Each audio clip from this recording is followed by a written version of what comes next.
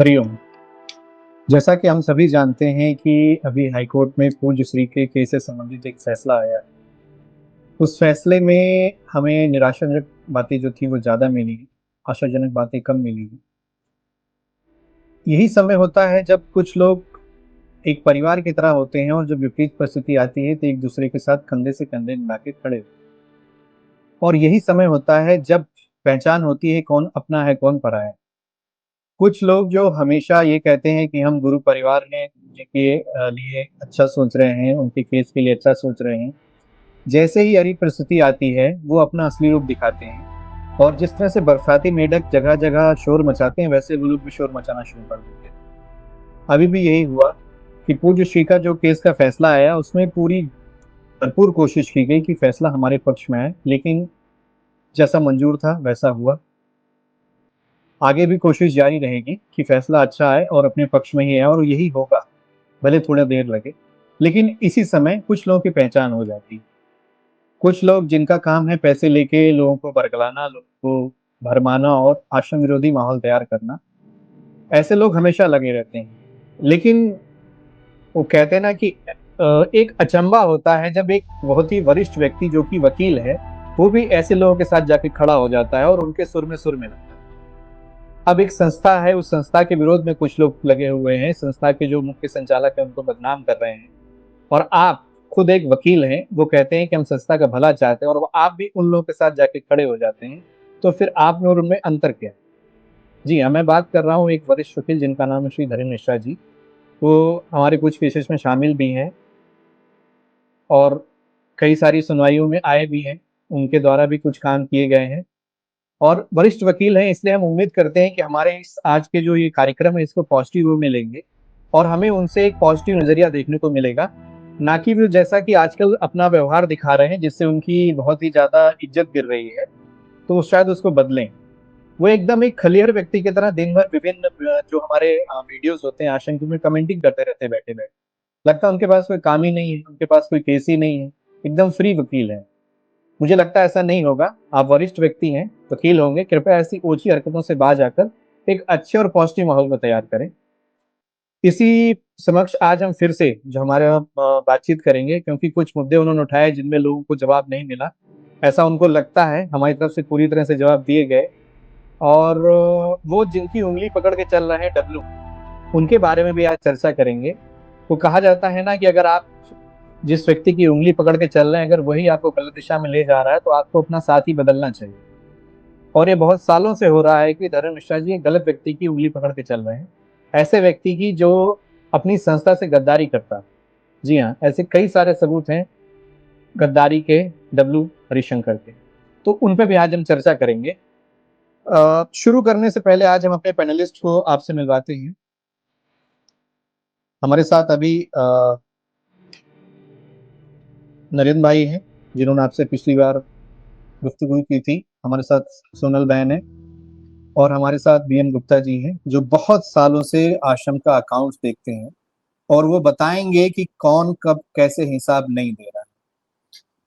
इसी पे चर्चा करते हैं। सबसे पहले हम जो ये हमारे श्री श्री 1008 डब्ल्यू हरिशंकर जी हैं, इनके बारे में शुरू करते हैं। हम लीगल मुद्दों पे भी चर्चा करेंगे। मैं कुछ दिन पहले करोलबाग आश्रम में था। करोलबाग आश्रम का सीसीटीवी इस बात का गवाह है। वहाँ पे एक माता जी आई थी, बुजुर्ग माता जी थी। मैं भी बैठा था और वहाँ के आश्रमवासी जो हैं वो भी बैठे थे। तो उन माता जी ने बताया कि वो मंथली, ये वहाँ के सीसीटीवी में रिकॉर्ड हुई होगी आवाज, अगर आवाज होती होगी तो, मंथली वो एक मुश्त अमाउंट डब्ल्यू हरिशंकर को देती हैं सेवा के नाम पे केस की, बापू जी की। और जहां तक मेरी जानकारी है, डब्ल्यू हरिशंकर किसी भी तरह से बाबू जी के केस में शामिल नहीं है, कुछ नहीं देख रहा है। फिर वो पैसा जा कहाँ रहा है? उस पैसे का कोई हिसाब भी नहीं है। मैंने उनसे बोला आप रसीद लेते हैं क्या? बोले नहीं रसीद लेते। तो ऐसे एक नहीं, ऐसे अनन्य उदाहरण है। खैर, हम उन पे सबसे चर्चा करेंगे। हमारे साथ सबसे पहले नरेंद्र भाई हैं। नरेंद्र भाई से चर्चा करेंगे हम।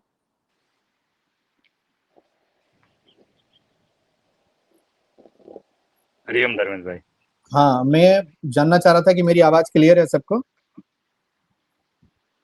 आ रही है भैया, आवाज आ रही है। हाँ, मेरा एक सवाल है आपसे बड़ा सिंपल सा, क्योंकि उस दिन आप लाइव में भी जुड़े थे, आपने किया था। जो ये डब्ल्यू हरिशंकर है, जो ओपन कलेक्शन की बात करता है, बहुत से साधकों ने बात की, जैसे मेरे पास भी एक बहन आई, इससे पहले और भी लोग आए हैं। तो इसके बारे में साधकों को क्या जानना जरूरी है, आखिर ये मामला क्या है? वो ये सबसे पहले मैं सभी साधकों से ये कहूंगा कि इसकी भूमिका जान लें कि ये कौन व्यक्ति है। और अगर आप देखेंगे तो इसकी भूमिका बहुत मुख्य रही है, पर मुख्य भूमिका केस से संबंध में या किसी भी सपोर्ट के संबंध में नहीं रही। इसकी मुख्य भूमिका रही है धर्मेंद्र भाई साधकों से पैसा लूटने में, समितियों को तोड़ने में।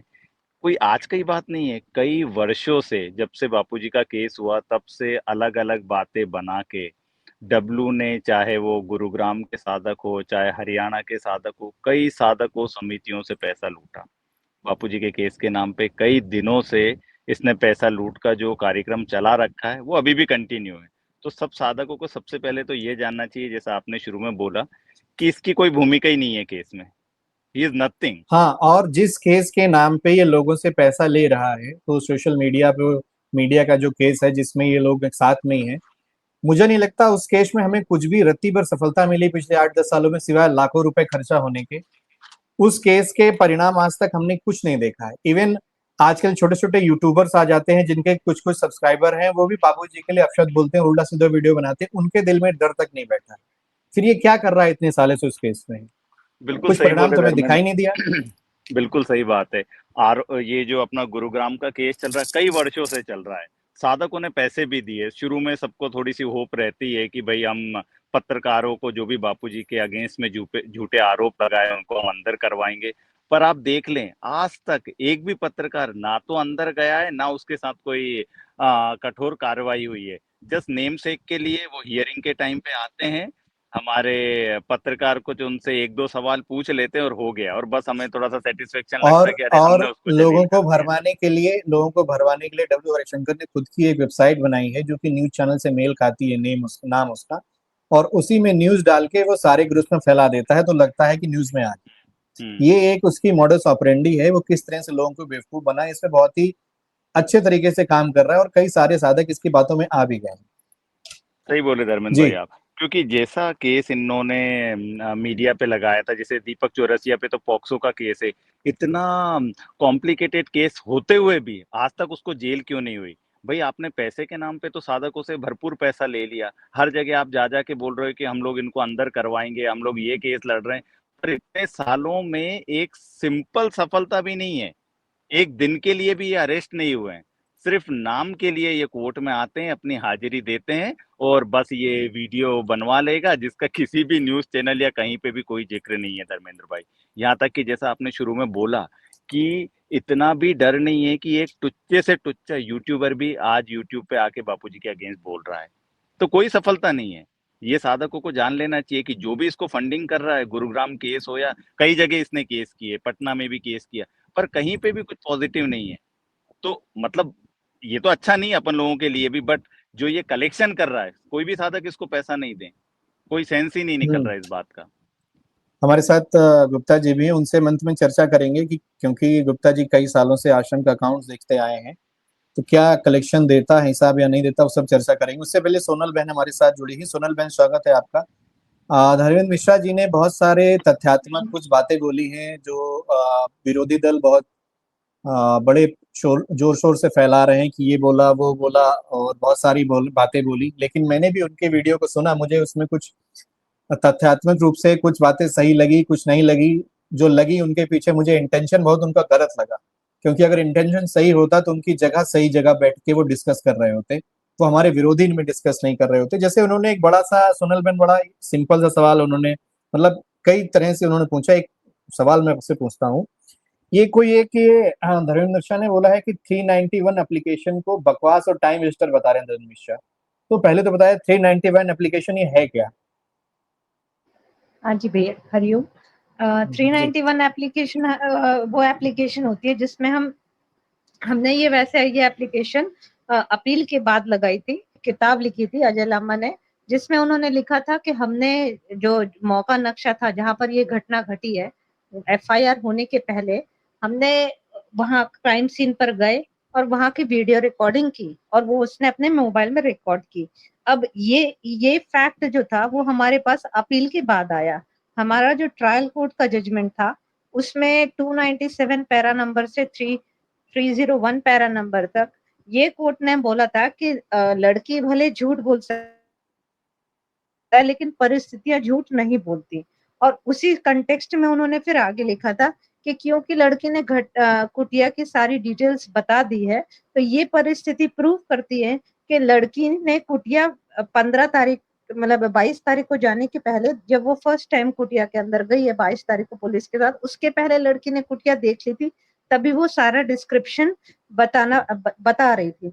और कोर्ट ने ये भी बोला कि जो एविडेंस ऑन रिकॉर्ड है उससे ये तो पता चलता है कि पुलिस ने उस वहां मौका नक्शा पर गए थे, उस जगह को सिक्योर करने के लिए गए थे, लेकिन उन्होंने इस कुटिया का अवलोकन किया हो या फिर कुछ देखा हो, इस बारे में कोई भी रिकॉर्ड ट्रायल कोर्ट के रिकॉर्ड पर कोई भी एविडेंस नहीं है। तो इस आधार पर उसने कोरोबोरेशन के रूप में ये तथ्य मान लिया था और उसने आगे ये भी लिखा था कि now it is onus is on the defence, मतलब ये अब डिफेंस की वो है जवाबदारी कि ये इस फैक्ट को झुटलाए कि पुलिस ने वहां की कुटिया को देखा है या अवलोकन किया है। तो ये एक ट्रायल कोर्ट की बहुत बड़ी फाइंडिंग थी जो हमारे अगेंस्ट में थी और ये चीज हमारे जो अवेलेबल जो रिकॉर्ड पर था, जो भी अपने डॉक्यूमेंट्स थे, उसको ट्रायल कोर्ट ने नहीं माना था। तो जब ये फैक्ट हमारे पास आया और किताब में हमने देखा कि अजय लामा ने ये क्लियर कट लिखा है कि जैसे ही ये मेरे को एफआईआर के बारे में पता चला कि ये लॉस्ट हुई है तो मैं तुरंत एक्शन में आया और मैंने वो घटना की वीडियोग्राफी की। तो यही बात हमने 391 इस पर्पज से लगाई क्योंकि ये एक डायरेक्ट एविडेंस था जिसका ओनस ट्रायल कोर्ट ने हमारे ऊपर दिया था। जी, मैं समझा इस पॉइंट को। देखिए धीरेन्द्र मिश्रा जी, सोनल बहन ने बहुत अच्छे से एक्सप्लेन कर दिया और मैं वकील नहीं हूँ लेकिन मैं आपको एक फैक्ट बताता हूँ, बात बताता हूँ। उम्मीद है आप भी इस बात से थोड़ा सा ताल्लुक रखेंगे। देखिए बहुत सारे जब हम बहुत सारे वकीलों की अपनी अलग अलग स्ट्रेटजी होती है, उन्हें किस हिसाब से क्या करना है क्या नहीं करना है। हो सकता है आपको जो सही लगता हो सामने वाले वकील को ना लगता हो सही, आपके लिए 6 दूसरे के लिए 9, यही दिक्कत होती है। इसलिए आप किसी दूसरे वकील की जो उसने स्ट्रेटजी लगाई है उसको बकवास नहीं बोल सकते। ठीक है, मुझे लगता है आपको इस पहले पॉइंट का जवाब मिल गया होगा जिसको आप बड़े जोर शोर से दूसरे चैनल पर बैठे उठा रहे हैं। आपको बहुत ही विधिवत जवाब दे दिया है सोनल बहन ने, और कोई भी अगर लेमैन होगा वो समझ जाएगा कि हमने इस पॉइंट को क्यों उठाया और किस लिए उठाया। ठीक है, अब आपके दूसरे उस मुद्दे पे आते हैं। आपने कई सारी बातें लिखी हैं, ये सवाल तो मैं करने जा रहा हूं लेकिन इस सवाल का कोई बेस नहीं है क्योंकि जब तक मामला अदालत में तो जरूरी नहीं होता कि हम सारे पॉइंट्स को एकदम सार्वजनिक रूप से चर्चा करें। कुछ बातें वकीलों के लिए छोड़ दी जाती हैं, फिर भी मैं इस पॉइंट को उठा रहा हूं क्योंकि आप जगह जगह उठाते हैं। उम्मीद करता हूं सोनल बहन कुछ जवाब दे देंगी, लेकिन इतना गहराई में जाके जवाब नहीं देंगी जो केस पे कुछ इफेक्ट पड़े। मेरा दूसरा सवाल है सोनल बहन, ये कह रहे हैं हर जगह की इंपॉर्टेंट प्रॉपर पॉइंट्स अपील में जानबूझ के कवर नहीं किए गए, क्या ये ऐसा हो सकता है, संभव है? नहीं, देखिए उनके हिसाब से जो जैसे उन्होंने एक मुद्दा बीच में ये उठाया था कि जब कामा जी का ओपनिंग आर्ग्यूमेंट्स होना चाहिए था वो बापूजी के 313 से शुरू होना चाहिए था। तो ये एक उनकी अपनी सोच थी क्योंकि उनको रिकॉर्ड के फैक्ट्स के बारे में पूरा नहीं पता है। उन्होंने पूरा ट्रायल कोर्ट का जो भी रिकॉर्ड था वो अभी तक गॉन थ्रू नहीं किए हैं डिटेल्स में, क्योंकि जब कभी भी उनसे कुछ पूछा जाता था तो उनको कुछ भी उसके बारे में जानकारी नहीं थी। अब उन्होंने जैसे बोला था बीच में कि उन्होंने 313 के बारे में ऑलरेडी 313 में हमारे कुछ पॉइंट अगेंस्ट में थे जो हम उसको डिफेंड नहीं कर पाते, तो हम 10 पॉइंट्स में से अगर 4 पॉइंट्स भी में फेल होते तो ये हमारा फेलियर होता और हम इफेक्टिवली अपने आर्ग्यूमेंट नहीं कर पाते।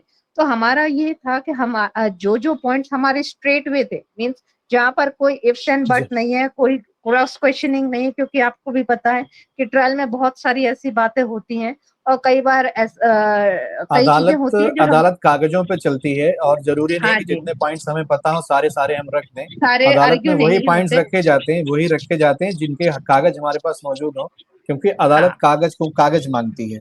उम्मीद करता हूँ कागज धीरेन्द्र में। मिश्रा जी। और जी दूसरी बात हमको इसमें ये भी है कि हम वो पॉइंट जो हमारे रिबर्ट हो जाएं, सामने वाले उस पे और 10 सवाल खड़े हो जाएं, हम उन पॉइंट्स को नहीं लेकर चलते। हम वो पॉइंट्स लेते हैं जो हमारे स्ट्रेट वे हैं, हमारे पास कोई उसके बारे में कोई काट ना सके। जी, मैं बिल्कुल समझ सकता हूँ। मैं वकील नहीं हूँ, लेकिन मैं जो सोनल बहन बता रही है मैं उसको समझ रहा हूँ। उम्मीद है धर्मेंद्र मिश्रा जी आप भी इस बात को समझेंगे, आप वकील हैं और मुझे पता है आप इसमें बहुत खाली हैं। आपने पिछला लाइव पूरा बहुत अच्छा सुना है, आपने बहुत सारे कमेंट किए, एक दिन में आपने 20-20 कमेंट किए हैं और ये लाइव भी आप देखेंगे और कमेंट भी करेंगे आके, क्योंकि आपसे खाली व्यक्ति कोई है नहीं इस समय। ठीक है, हम अगले सवाल पे चलते हैं। एक अजीब सा सवाल है जो हमसे कोई लेना देना नहीं है, जिसका सवाल आरसी या कामत से करना चाहिए था इन लोगों को, वो भी संस्था पे उसका दोष डाल रहे हैं। अगर आपके पास इसकी कोई जानकारी हो तो बताइएगा कि दिल्ली में पूज्यश्री को एडमिट ना करवाने के लिए गलत एडवाइस दी गई, ऐसी कोई जानकारी है आपके पास? मेरे ख्याल से इसका जवाब आरसी या कामत जी बहुत अच्छे तरीके से दे सकते हैं। आपके पास कोई जवाब हो तो दीजिएगा, क्योंकि इसका संस्था का इसमें कोई रोल नहीं है। हाँ जी, देखिए क्या है कि हमारा जब कोर्ट ने सरेंडर का टाइम बोल दिया, तो अगर हम सरेंडर नहीं करते तो हमारा हॉस्पिटल से तुरंत हमको, जैसे हमारा डिस्चार्ज होता तो या तो हमको पुलिस आके अरेस्ट करती या तो हमको वहां पर सरेंडर करना पड़ता। और ये हमारा एक गुड कंडक्ट होता है। अगर हम नहीं हो और पुलिस आके हमको पकड़ के जाए तो ये एक बहुत ही गंदा सीन होता है और हमारा कंडक्ट जो है वो हमेशा के लिए खराब हो जाता कि इन्होंने ये सरेंडर नहीं किया। तो इस कारण से, और हमारा 2013 में भी ऐसा हो चुका है, जब हमने तब कोर्ट हमको आके इंदौर में अरेस्ट किया था, तो हमको वो सीन दोबारा से रिपीट नहीं करना था। और इसका बेहतर जवाब तो और कामत जी ने क्या एडवाइस किया था वो ही दे सकते हैं। बाकी हम वही मैं हमारे भी तरफ से तो यही। जी जब मैंने ये सवाल को सुना कि ये सवाल उठा रहे हैं और संस्था आरोप लगा रहे हैं, जबकि संस्था का इसमें कोई रोल ही नहीं है। संस्था का जो आरसी ने जो फैसला आया, आरसी कामत और किस तरह से क्या करना है, पूरा पूरा प्रोसेस में वही दोनों लोग इन्वॉल्व थे। तो संस्था को क्यों बदनाम किया जा रहा है? हर समय हर बात पे संस्था को दोष देके, संस्था को नीचा दिखा के, आश्रम वासियों को अपशब्द बोल के, चलो वो लोग तो बोलते ही थे जिनके चैनल पे ये गए, अब ये भी बोलने लग रहा है। ये बड़ा ही एक मैं तो समझ ही नहीं पा रहा, एक पढ़ा लिखा व्यक्ति इस तरह से कैसे भ्रमित हो सकता है लोगों की बातों में। अच्छा, कहावत है ना ये भी धर्मेंद्र है। भाई एक कि जी, नाच ना आए आंगन टेढ़ा वाला है, कि बैकग्राउंड कुछ पता है नहीं कि बापूजी को क्यों दिल्ली एम्स में एडमिट नहीं किया गया, बस लगे साधकों को गुमराह करने। तो ये बहुत ही अच्छी बात बोली सोनल बहन ने। ये जिन भी साधकों के मन में डाउट था कि भाई दिल्ली में क्यों एडमिट नहीं किया, तो ये थोड़ा डबल से कान खोल के सुन ले। और खासकर धर्मेंद्र मिश्रा जी, वो तो वकील हैं, एटलीस्ट उनको तो बैकग्राउंड थोड़ा पता होना चाहिए दूसरों पे नहीं आरोप वो ये लगाने वाला से लाइव पहले। सुनेंगे और आप उम्मीद करिए 2-4 दिन में उनके नए सवाल आ जाएंगे। वो बहुत एकदम खाली व्यक्ति बैठा हुआ है, इतना तो मैं भी नहीं खाली हूँ। मैं मतलब सुबह आपने वो वीडियो डाला गया, सुबह मैंने देखा, शाम दिन भर ऑफिस का, शाम को देखा 4 कमेंट उसके और हैं। फिर वो ईश्वर की ओर पे जाके वहां लड़ रहा है, वहां पे जाके उसने कई सारे कमेंट किए हुए हैं। तो मैं समझ गया कि इस व्यक्ति के पास कोई केस नहीं है, बस वो एक ये डब्लू को इसने पकड़ लिया है और उसको पता है कि यहाँ पे पैसा आ सकता है, तो कैसे भी करके। एक्चुअली अमृतानंद के बाद कुछ ऐसी चीजें लोगों को मिल गई हैं कि उनको लगता है साधक बहुत भोले भाले हैं, भावनाओं में बह जाते हैं, तो किसी तरह से उनको भावनाओं में बहकाए रखो और पैसा अपनी जेबी वो भरते रहो। अब क्या उद्देश्य मुझे नहीं पता, मैं बिल्कुल आप पे आरोप नहीं लगा रहा हूँ, मैं तो बस डब्ल्यू हरिशंकर को बोल रहा हूँ कि भाई आपने उंगली गलत व्यक्ति की पकड़ रखी है। मैं अभी बताऊंगा कि कैसे वो गलत है, आप रुकेगा, मुझे पता आप लाइव देखेंगे पूरा ये। और ठीक है, थोड़ा सा अगला स्किल आते हैं। सेट की भी एक बात हो गई धर्मेंद्र भाई की, ऐसे हर जगह जा जा के कमेंट करना। मतलब भाई आप एक जगह तो आप प्रिटेंड करते हैं कि आप हाई कोर्ट के वरिष्ठ वकील हैं, और हर जगह जा जा के ऐसी टुच्ची बातें करना, तो लाइक आप खुद ही आपकी इमेज को खराब कर रहे हैं। मतलब आपके इतने एग्जैक्टली प्रिय हैं कि हाई कोर्ट के केसेस को छोड़ के आप ऐसी छोटी छोटी, और जिन बातों से आपका कोई संबंध नहीं है, भाई आश्रम का मैटर है, अगर अच्छा तो ये होता कि आप लीगल टीम के साथ बैठ के समझते। भाई प्रॉब्लम था तो एक एक तरीका होता है, एक सकारात्मक तरीका होता है बैठ के समझने का, जहां ना 4 कि। बर्तन होते हैं वहां आवाज आती ही आती है। आप अंदर किचन के नहीं गए, आपने बाहर से ही आवाज सुन के, और जो किचन की आवाज आपको सुनवा रहा था डब्लू, आपने उसकी बात पे भरोसा करके पूरी संस्था को कटघरे में खड़ा कर दिया, जो कि सही बात नहीं है। मिश्रा जी, उम्मीद करता हूं कि आप इन बातों को थोड़ा गंभीरता से लेंगे और अगली बार थोड़ा एक गंभीर विषय पे चर्चा करेंगे, पॉजिटिव वे में चर्चा करेंगे, लोगों के साथ बैठ के जो इस मामले में सीधे तौर पे इन्वॉल्व है आश्रम के। खैर, अगला करते हैं। सोनल बहन, ये बताइए कि धर्मेंद्र मिश्रा की इस पूरे केस में क्या भूमिका रही? हाँ जी, बापूजी की तरफ से उनको ये बोला गया था, क्योंकि उन्होंने ये रिप्रेजेंट किया था बापूजी के सामने कि मैंने पूरा केस डिटेल में पढ़ा है और मैं इवन आर्ग्यू भी कर सकता हूँ। तब बापूजी की तरफ से ये उनको संकेत दिया गया था कि आपको जो भी हमारे सीनियर एडवोकेट हैं उनको असिस्ट करना है।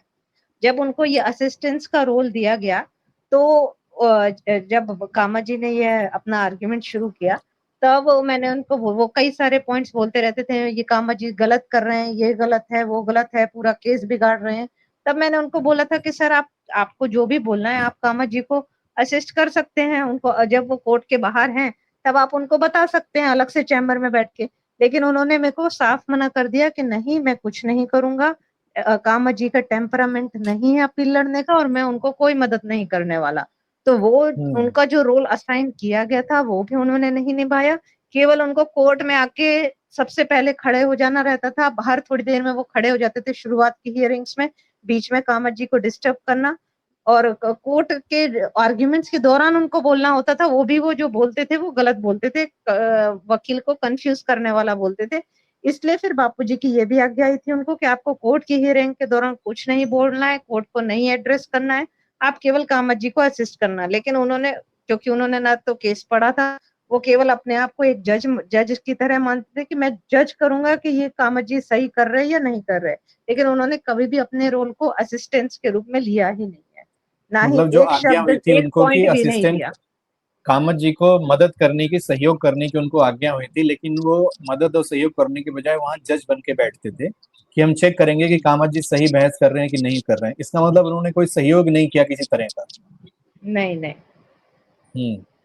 अच्छा, इन्होंने ये भी बोला है कि शिल्पी बहन द्वारा बापूजी को इनडायरेक्टली टारगेट किया है। ये जिस चैनल पे लाइव गए वहां के लोगों ने ऑर्डर के अर्थ के अनर्थ निकाले हैं और लोगों को भड़काया है कि बहुत तरीके से शिल्पी बहन को बदनाम करने की कोशिश की गई है। इस पे थोड़ा सा रोशनी डालिए। हाँ जी, उनके देखिए वो ये इस बात को लेकर ये बोल रहे हैं कि शिल्पी को अलग एडवोकेट करना चाहिए था और उन्होंने बापूजी का और शिल्पी का एक एडवोकेट किया, जो मैंने 2023 से बोलता आ रहा हूँ। तो इस बारे में मैंने लास्ट 2-3 दिन पहले भी बताया था, लेकिन अब मैं और प्रूफ के साथ बताना चाहती हूँ, क्योंकि पहले तो मैंने बोला था तो वो बोल रहे थे सोनल झूठ बोल रही है। अब मैं आपको बताती हूँ इसकी सच्चाई कि 2 एडवोकेट्स थे शिल्पी की तरफ से कि एक एडवोकेट था, क्या सच्चाई थी। देखिए, फर्स्ट शिल्पी की तरफ से एक लोकल एडवोकेट दीपक मनारिया जी को किया गया था। 2023 में मिश्रा जी ने सिद्धार्थ भैया के थ्रू आए थे और वो बोल रहे थे कि मेरे को आप एडवोकेट करो शिल्पी के नाम पर। तब हमने उनको क्लियर कट मना कर दिया था, क्योंकि वो हमको कुछ भी चीज बताने के लिए तैयार नहीं अच्छा, थे। वो धर्मेंद्र बोले मिश्रा जो भी जी मैं आर्ग्यू करूँ। 2023 में आए थे। धर्मेंद्र मिश्रा जी खुद 2023 में आए थे शिल्पी बहन के वकील बनने के लिए। वकील बनने के लिए, हाँ जी। फिर हम्म। 2023 में उन्होंने क्लियर कट बोल दिया था कि अगर मैं किसी एक का ही वकील बनूंगा, या तो बापूजी का या शिल्पी बहन का, और शिल्पी का बनूंगा तो बोले मैं फिर किसी और का की तरफ नहीं देखूंगा, मैं अपने क्लाइंट के लिए ही लॉयल रहूंगा। ठीक है, तो हमको तो हमारी अप्रोच ये नहीं थी, उनकी अप्रोच ऐसी थी कि शिल्पी का कॉन्ट्राडिक्टरी स्टैंड बापूजी से रहेगा और बापूजी का कॉन्ट्राडिक्टरी स्टैंड शिल्पी की तरफ रहेगा। कि बापूजी की तरफ से ये बोला जाएगा कि मेरे को क्या पता छिंदवाड़ा में क्या हुआ, और शिल्पी की तरफ से रहेगा कि मेरे को क्या पता कि वहां बापूजी के वहां क्या हुआ। ये इनका खुद का स्टैंड था। और इन्होंने हमको ये भी बोला था कि हम 2023 में ये बोला था कि अगर हम बापूजी के वकील रहेंगे तो हम आपके वकील रहेंगे तो हम कुछ भी आपसे शेयर नहीं करेंगे, जो भी होगा आपको कोर्ट में ही आर्ग्यूमेंट्स मेरे सुनने को मिलेंगे। इस आधार पे हमने उनको मना कर दिया था कि सर हम ऐसा नहीं कर सकते, अगर आप हमसे डिस्कस करते हैं तो ही हम करेंगे। अब नाउ सेकंड पॉइंट कि शिल्पी की तरफ से वकील कौन था। आपको बता दें कि शिल्पी की तरफ से दीपक मनारिया जी, जो एक लोकल काउंसिल थे वहां के, वो शिल्पी की तरफ से वकील थे। जब डे 1 पे जब कोर्ट ने पूछा था तब कामा जी के जूनियर ने बोल दिया था कि वो शिल्पी और बापूजी की तरफ से रिप्रेजेंट करेंगे। उसके बाद हमारे झगड़े भी हुए थे कोर्ट रूम के बाहर कि भैया हमने आपको रिप्रेजेंट करने को बोला नहीं है। फिर उसके बाद क्या हुआ, क्योंकि कामा जी अवेलेबल नहीं थे और कोर्ट अगर शिल्पी की तरफ से पहले आर्ग्यूमेंट्स अगर स्टार्ट हो जाते तो वो बापूजी के ज्यादा घातक था। इसके लिए हमने वहां पर अपने वकील को भी खड़ा नहीं किया, क्योंकि कामा जी आ नहीं रहे थे। तो कोर्ट ने 1-2 दिन का विनीत जैन से आर्ग्यूमेंट्स करा के टाइम बाय हमारा हो गया। उसके बाद जब कामत जी ने आर्ग्यूमेंट शुरू किए तो उन्होंने स्पेसिफिक बोला था कि मैं अपेलेंट नंबर 1 की तरफ से आर्ग्यू कर रहा हूँ। जब बापूजी की तरफ से आर्ग्यूमेंट्स पूरे हो गए, उसके बाद दीपक जी ने सामने जाके बोला भी था कि सर मैं A2 मतलब शिल्पी की तरफ से मैं वकील हूँ, तब कोर्ट ने बोला था कि अच्छा ठीक है, आपके क्या आर्ग्यूमेंट्स है, आपकी तरफ से तो ऑलरेडी ये 2 एक्यूज के हो चुके, तो on the basis of repetition वो रिपीट होगा। तो हमारे वकील ने ये बोल दिया कि सर जो भी कामत जी ने आर्ग्यू किया है उसको हम अडॉप्ट करते हैं। अब और लास्ट हियरिंग के दौरान भी कोर्ट ने यही बोला, क्योंकि शिल्पी की तरफ से कभी आर्ग्यूमेंट्स हुए ही नहीं है, तो उनका ये बोलना कि शिल्पी ने बापूजी को फंसा दिया या शिल्पी ने खुद निकल गई और बापूजी को वो कर दिया, तो ये सारे उनके गलत एजम्पशंस प्रिजम्पशन सब गलत है, गलत क्योंकि शिल्पी अजम्पशंस की नहीं तरफ है, ये उन्होंने बहुत ही एक दुर्भाग्यपूर्ण तरीके से निशाना बनाया है, आरोप लगाया है उन्होंने। उनको लगा था कि कोई जवाब नहीं देगा, वो जहां बैठ के जो बोलना चाहे बोल के चले जाएंगे। धर्मेंद्र मिश्रा हाँ, जी, और आपसे इसका मेरा सीधा जवाब सवाल है, अभी अभी सोनल बहन ने 2023 से लेकर 2026 तक आपकी जो भी क्रियाकलाप थी उनको उन्होंने पूरा पूरा एक्सपोज किया है। अब आपकी ये डायरेक्ट क्लाइंट थी धर्मेंद्र मिश्रा जी, अब जाके किसी से झूठ मत बोलिएगा। सोनल बहन की आपकी आपकी डायरेक्ट क्लाइंट थी, आपका क्लाइंट यहाँ पे बैठ के लाइव सब कुछ बोल रहा है जो जो हुआ, उसके बावजूद अब आप दूसरे चैनल पर बैठ के झूठ नहीं बोलिएगा, अन्यथा हम और भी चीजें एक्सपोज कर सकते हैं। लेकिन आप वरिष्ठ वकील हैं, हम चाहते हैं आप थोड़ा एक फ्रूटफुल डिस्कशन करें। इन आरोप प्रत्यारोप में कुछ नहीं रखा है, सिवाय लोग भड़क जाते हैं और जो हमारे भोले वाले साधक हैं वो थोड़ा सा निराश हो जाते हैं। इसीलिए हम आज दोबारा लाइव कर रहे हैं। ये मुझे उम्मीद है आप सोनल बहन के, जो सोनल बहन ने बताया है वो आरोप नहीं लगाए हैं, सोनल बहन ने सच बताया है आपके आरोपों के जवाब में। इसलिए आपसे कृपा हाथ जोड़ के निवेदन है कि ये छोटी तुच्छी हरकतें बंद करिए, वो जो बाधक देव सेवा दल वाले हैं वो जो कर रहे हैं उनको करने दीजिए। आप वकील हैं, क्या आप उसी कैटेगरी में आ गए? अभी अभी सोनल बहन ने पूरा पूरा बता दिया कि आपको क्यों हटाया गया था, आपको क्यों मना कर दिया था, आपका क्या क्रियाकलाप था, क्यों मना किया गया था। एकदम एक्सप्लेन तरीके से पूरी तरह से स्टेप बाय स्टेप उन्होंने बताया है क्यों आप हटे और आपका क्या एक्शंस था। ठीक है, अब अगला सवाल फिर है आप मेरा आपसे ही इनके लिए।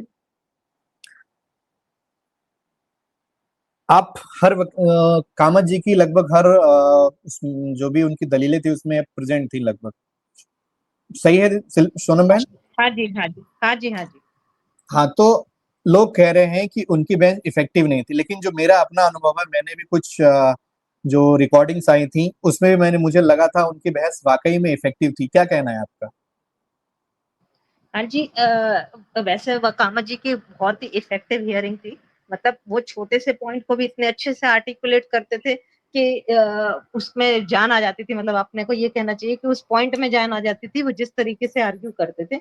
बस ये जरूर था कि थोड़ा सा कोर्ट पहले से प्री बायस्ड माइंड से बैठा हुआ था, इसलिए वो कई जगहों पर लड़की के पक्ष लेते हुए वो बात करता था। लेकिन जो कामत जी की बहस थी, उन्होंने अप टू द पॉइंट, मतलब जो एकदम बारीक से माइन्यूट जो पॉइंट्स होते थे वो सारे कवर किए। जो भी हमको बाहर से एडिशनल इनपुट मिलते थे उसके लिए भी वो सब एकोमोडेट करने में विश्वास रखते थे। और कभी कभार जो पॉइंट छूट भी जाते थे तो वो नेक्स्ट हियरिंग में सब कवर करते थे। तो मेरे को लगता है कामत जी ने अपने तरफ से जो उनसे बेस्ट होता था वो उन्होंने, और कोर्ट को इम्प्रेस मतलब कन्विंस करने के लिए क्या बेस्ट हो सकता था वो उन्होंने सब किया है। दूसरी बात, एक मिश्रा जी, अभी कुछ मैंने उनकी रिकॉर्डिंग सुनी थी, तो वो ये बोल रहे थे कि चार्ट को लेकर उन्होंने एक बवाल मचाया था कि चार्ट इन लोगों ने एसओएस के वक्त प्रिपेयर किया था और वही चार्ट इन लोगों ने इस बार कोर्ट को दिया और वही हमारे अगेंस्ट में पड़ा। तो इस बारे में आपको मैं क्लैरिफाई करना चाहती हूँ कि जो चार्ट कोर्ट ने लगाया है वो इंग्लिश में स्टेटमेंट बस लगाए हैं, बयानों की कॉपी है, वो कॉपी पेस्ट किया है कि एफआईआर में क्या लिखा 164 और चीफ, ये कॉलमर फॉर्मेट में उसने बयानों को इंग्लिश में ट्रांसलेट करके लिखा, दैट्स इट। उसमें ना ही उन्होंने कुछ कोर्ट ने कॉन्ट्रडिक्शंस उसमें मार किए ना कुछ किया। तो वो जो ये जो बोल रहे हैं कि जो हमने चार्ट दिया उसी आधार पर कोर्ट ने उस पर कुछ फाइंडिंग की, ये भोले भाले लोगों को फंसाने, बेवकूफ बनाने के लिए, नहीं लोग नहीं भड़क जाएं। नहीं नहीं, हाँ ये जी, मैं आपको बताता हूँ क्या हुआ है। ये इन्होंने धर्मेंद्र मिश्रा ने भी नहीं पढ़ा है, ये इनको किसी ने दूर से खबर दे दी है और इन्होंने उसको सच मान लिया है। ये वकील हैं, अगर एक बार भी उसको कॉपी पेस्ट डॉक्यूमेंट को देख लेते तो समझ जाते वो क्या है।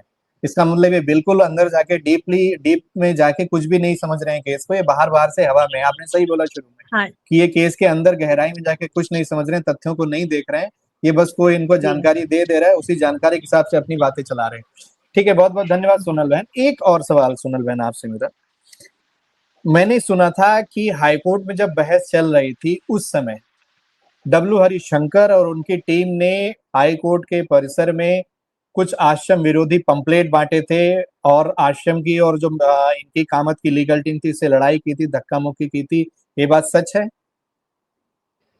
हाँ जी, एक दिन मतलब ये आरसी की और धर्मेंद्र मिश्रा जी की अच्छी खासी कुछ लड़ाई हुई थी। उस दिन पहले तो ये कोर्ट रूम के अंदर भी इन्होंने लड़ाई करना शुरू किया था, फिर उसके बाद ये बाहर आए थे, फिर बाहर पुलिस वगैरह आ गई थी क्योंकि धर्मेंद्र मिश्रा जी भी चिल्ला रहे थे और आरसी भी चिल्ला रहा था। अब वो किस विषय में थी वो मेरे को ज़्यादा याद नहीं है, लेकिन अच्छा खासा हंगामा हुआ था और उसमें पुलिस आकर फिर उस बीच में उन्होंने आके मैटर सुलझाया था। अदालत में हम बाकी जाते हैं, अपना व्यवहार अच्छा करते हैं जिससे जज पे थोड़ा अच्छा असर पड़े, और एक ये लोग हैं जो वहां जाके कबड्डी खेलते हैं, तमाशा करते हैं, जिससे क्या सोचते होंगे वकील हमारे बारे में और क्या सोचते होंगे जज नहीं, हमारे इवन बारे में, ये सब धर्मेंद्र देख के। मिश्रा जी का कोर्ट के सामने भी कंडक्ट उतना अच्छा नहीं था। वो इस बात को लेकर काफी बोल रहे हैं कि जो मैं जिस चेयर पे बैठता था उस चेयर पे सोनल या और कोई बैठ जाता था जिससे मुझे बैठने का मौका नहीं मिलता था। तो वो भी आपको क्लैरिफाई कर दें कि वो जब भी वहां बैठते थे तो पहले 10 बार वो आगे जाके खड़े हो जाते थे जज के सामने, फिर आके बेंच पर बैठ जाते थे, फिर अपना चश्मा उतारेंगे, फिर खड़े हो जाएंगे। हर 5-10 मिनट में वो ये काम करते थे जिससे जज को भी डिस्टर्बेंस होता था, पीछे जो बैठते थे उसको भी डिस्टर्बेंस होता था। इसलिए वो इतनी 1-2 छोटी दिन के छोटी लिए बातें इस बंदे ने लाइव में बोली हैं, और ये अपने आप को हाईकोर्ट का वकील कहता है। खैर, होंगे आप हाईकोर्ट का वकील, मैं कभी डिनाई नहीं कर रहा, आप वकील हैं, मैं बिल्कुल नहीं कह रहा आप वकील नहीं है, आप हाईकोर्ट के वकील हैं, लेकिन आपका जो क्रियाकलाप है कम से कम वो तो आपसे मैच होना चाहिए ना। मेरी उम्मीद है कि इस लाइव के बाद आपको जो जो आपकी ये वे ऑफ कबड्डी वर्किंग खेल है ये लगेगा, हाईकोर्ट वाला लगेगा। अभी क्या, अभी इतनी छोटी बात है कि आपने कुर्सी पे कर लिया, आप वो लाइव में बोल रहे हो, ये सब बोल रही है। अब खैर, और आपके इतनी हाथ छोटी है। बात है धर्मेंद्र भाई, एक बहुत छोटी बात है कि भाई ऐसे कबड्डी खेलने वाले को आप बोल रहे हो कि भाई केस उनको दे दो। भाई कामत जी को क्यों लाए, धर्मेंद्र मिश्रा जी को ले आएंगे? तो जो व्यक्ति मतलब ऐसी कबड्डी अंदर बाहर खेल रहा है, लाइक इतने बड़े हाई प्रोफाइल केस में उनके पास ये सब स्किल्स हैं, ये साधकों को सोचना चाहिए थोड़ा सा। इतनी सी बात समझ लो कि जिस बंदे का इतना भी एटीट्यूड नहीं है, जो बेसिक सेंस जिसे मतलब मुद्दे बोलते हैं, की राइट। सीरियसनेस को वो समझ नहीं रहा। आप सोचिए कि मुद्दे की सीरियसनेस को समझ नहीं रहा है और इस तरह का आचरण उसका हाईकोर्ट में है। खैर, आप सम्मानित वकील हैं हाईकोर्ट के, बिल्कुल हमें कोई ऐतराज नहीं है, लेकिन थोड़ा सा आप सीरियसनेस समझे इस केस की, और आप जिनके साथ बैठ के लाइव कर रहे हैं वो लोग बहुत बदनाम लोग हैं। अमृतानंद को भी वही पूछते हुए, चरण दबाते हुए लेके आए थे, वो भी भाग गया पैसा खा के। आप उनकी श्रेणी में ना आए, हमसे आपसे यही उम्मीद है। और आपको अब बताते हैं कि आप जिसकी उंगली पकड़ के चल रहे हैं उसने कब कब क्या क्या किया है। हम आते हैं डब्ल्यू शंकर पे फिर से। हमारे साथ बीएम गुप्ता, एम के गुप्ता जी अंकल जुड़े हुए हैं। पिछले 30 साल से ज्यादा वे आश्रम का अकाउंट्स देखते हैं, जगह जगह जाते रहते हैं, सारे खर्चे देखते हैं। उन्होंने निजी तौर पे डब्ल्यू से कई सारे मुद्दों पे चर्चा की है, उसमें पैसे का भी मुद्दा भी है। हम उसी बात पे गुप्ता जी से पूछेंगे कि डब्ल्यू हरिशंकर का सीधा मैटर है क्या, और हिसाब का क्या चक्कर है, कितना उसने गड़बड़ किया है, और कब कब उसने पैसा लिया है आश्रम से और उसका हिसाब नहीं दिया देखिए, हरिओम सभी को। है। जी हरिओम। हरिशंकर जो है, जो गुड़गांव वाले केस में है, उस समय मेरे टच में आया था वो, और अहमदाबाद में वो केस लेके आया था। जब उसने केस पूरा दिखाया तो मेरे को लगा कि नहीं, ये मतलब केस लड़ने लायक है, इस पे आगे बढ़ना चाहिए। जब ये सारी बात हो गई तो फिर ऊपर से आज्ञा भी हो गई थी कि हाँ, इसको आश्रम की तरफ से लड़ाया जाए और पेमेंट भी किया जाए। आश्रम इसके वकील का भुगतान करेगा। तो अब यहाँ दिल्ली में बैठक हुई थी और मौनी महाराज भी थे, यहाँ के संचालक, और भी लोग थे, यहाँ दिल्ली के साधक लोग थे, इनके साथ वाले भी थे, डब्ल्यू के साथ वाले भी थे। और ये डिसाइड हुआ था कि भाई हम इसके केस को हैंडल करेंगे और फीस हम देंगे, बाकी तुम्हें जो सहयोग करना है वो आप सहयोग कर सकते हो। इसके बाद क्या हुआ कि हमने दो पेशी में तो देखा, लेकिन उसके बाद ये अपना मनमानी करना शुरू कर दिया, और वकील को मतलब जो हम लोग करना था उसके हिसाब से नहीं, अपने मनमाने हिसाब से वकील को फीस भी पे करना। जब हमने देखा कि बाद में ये तो मतलब पैसों का बिगाड़ हो रहा है, तो इनके साथ वालों ने ये कुछ साधकों से इन्होंने पैसा कलेक्शन करके आगे केस लड़ते रहे, जबकि उसमें ऐसा नहीं था और आज भी वो केस चल रहा है, उतनी सफलता नहीं मिली। हमने ये भी पूछा था कि भाई आप ये बताओ कि इस केस को लड़ने के बाद हमको बेनिफिट क्या होगा? आज तक उस चीज़ को तो मेन केस में नहीं लाए। तो मतलब इन्होंने फिर क्या किया कि आश्रम के विरोध में प्रचार-प्रसार शुरू कर दिया और हमको कोई सहयोग नहीं कर रहा है। तो इस टाइप से इनका खर्चा रहता है और दूसरा बाहर से ये सब कलेक्शन करते हैं, साधकों से पैसा कलेक्शन करता है वो हरिशंकर और आश्रम से कोई लेना-देना नहीं है, आश्रम के बाहर है, आश्रम को तो यहाँ एंट्री भी नहीं दी जाती उसको। लेकिन फिर भी वो अपने साधकों को भ्रम में डाल के उनके मतलब इमोशंस को इनकेस कराता है, इस ढंग से काम करता है।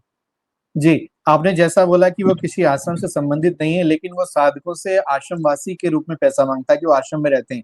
तो मेरा जी। उन लोगों से सवाल है जो उनको पैसा देते हैं, कृपया एक बार पूछना कि किस आश्रम के अंतर्गत आते हो और आपका तुम्हारे ऊपर तुम्हारा संचालक कौन है, पैसे का हिसाब किसको देते हो? ज़रा उससे एक बार पूछिएगा। बाकी तो और चर्चाएँ हम करते रहेंगे। जी, जी अंकल। हाँ, तो बस मेरा यही कहना था कि मतलब ये जगह-जगह जाता है। अब जैसे मान लो कि जैसे अभी आपने बताया, मिश्रा जी उसी को साथ में लेके चलते हैं। तो भाई आखिर पैसा आता कहाँ से है उसके पास? कोई वो बिज़नेस तो करता नहीं है। जब आप बिज़नेस नहीं करते तो साधकों से पैसा लेता है और उसको साधकों को भ्रम में डाल के उनको इमोशंस को इनकेस कराता है।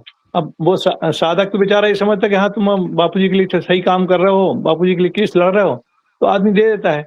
अब उसको वास्तविकता थोड़ी मालूम होती है। नहीं, एक बहुत चीज और सारी है, जैसा एक कि और बहुत बात ऐड सारी करती हूँ। जी, जी। हाँ जी, ये जो केस है, ये जो मीडिया के खिलाफ जो कर रहे हैं, उसके बारे में ऑलरेडी यहाँ पर जोधपुर हाई कोर्ट में फाइंडिंग आ चुकी है कि वो उस वीडियो क्लिप में कुछ भी चीज अश्लील नहीं है। पहले जब डब्लू भाई ये केस कर रहे थे तब उनका 2-3-4 साल पहले मेरे पास फोन आया था कि हम इस केस का फायदा जोधपुर केस में लाने वाले हैं। तो मैंने उनको तब भी बोल दिया था कि भैया ये ऑलरेडी ट्रायल कोर्ट से हमारे फेवर में फाइंडिंग आ गई है, तब आप उस केस में कुछ भी करोगे हमारा कुछ काम नहीं आने वाला। तब से फिर उन्होंने मेरे से बात करना बंद कर दिया था इस केस के विषय में कि अब क्योंकि वो मेरे को भी कन्विंस करना चाहते थे कि ये हम जोधपुर केस में फायदा करने वाले, जबकि उसका कोई फायदा नहीं होने वाला, क्योंकि ट्रायल कोर्ट ने खुद ही हमारे फेवर में बोल दिया कि कुछ भी चीज अश्लील नहीं हुई है उस वीडियो क्लिप में। आपने बड़ी बड़ी जानकारी दी। ज़रा एक बार फिर से ज़रा सिर्फ़ और सिर्फ़ इसी बात को रिपीट करिएगा। जो ये केस है लड़की ये जो गुरुग्राम वाला केस है, इसके रिलेटेड हमको क्या ऑर्डर पहले ही मिल चुका है? हाँ जी, हाँ जी। जो ट्रायल कोर्ट में हमारा है आया है, जो ट्रायल कोर्ट का, उसमें क्या ये जो क्लिप थी, इस क्लिप में बापूजी एक छोटी-सी बच्ची के उस पर हाथ फेरते हैं, तो उसके बारे में ये दिखाया गया है कि बापूजी अश्लील हरकतें कर रहे हैं उस लड़की के साथ, जो कि ट्रायल कोर्ट की खुद की फाइंडिंग है कि इसमें ऐसा कुछ भी चीज़ अश्लील नहीं पाया गया और इसमें ऐसा कुछ भी नहीं है। तो जो तो ये जब ये गुड़गाँव ट्रायल वाला कोर्ट केस बचा तो अब तो इसका कुछ वही नहीं औचित्य नहीं बनता इस रेलेवेंस केस ही का। नहीं, नहीं, ये मैंने उनको 4-5 ये साल बात पहले बहुत भी कम बता लोगों दिया को था पता जब थी। जी, ये बात बहुत कम लोगों को पता थी, आपने बताई है। मेरे ख्याल से इस बात को लोग सुनेंगे और समझेंगे कि अब डब्लू हरिशंकर जो ही पैसे ले रहा है वो औचित्यहीन है, उसका कोई लेना-देना नहीं है। तो हाँ, अच्छा कुछ आज्ञा का भी है डब्लू के लिए बापूजी की, नरेंद्र भाई जानकारी है? हाँ, जगह-जगह बोलता रहता है कि मुझे आज्ञा हुई है बापूजी से, मुझे आज्ञा हुई है बापूजी से, बट अगर आप देखेंगे पिछले कुछ ऑडियो जिसमें बापूजी ने एक बार बहुत क्लियरली कहा था और उसकी रिकॉर्डिंग भी होगी कई लोगों के पास कि भई ये डब्लू है, मेरा गुरु है या कोई गुंडा है?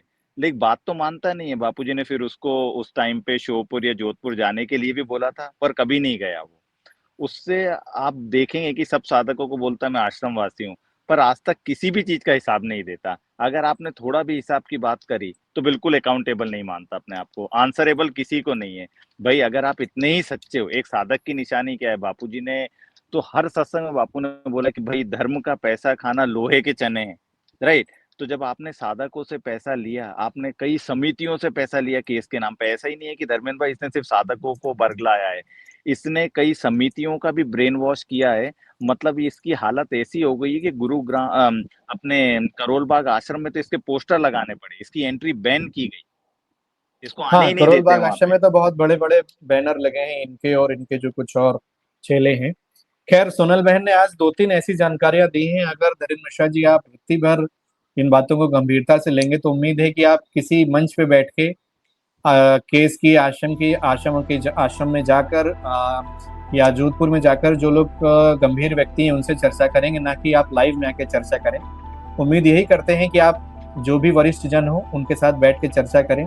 और ये जो ओछी हरकत है दूसरे चैनलों पे आने की, जो आश्रम विरोधी हरकतें कर रहे हैं पिछले 8-9 साल से, उन चैनलों पे आके आप अपनी खुद की वैल्यू गिरा रहे हैं। हमें पता, आप हाईकोर्ट के वकील हैं, आपने कई जगह बापू जी को रिप्रेजेंट किया है, हम उसके लिए आपका बहुत सम्मान करते हैं।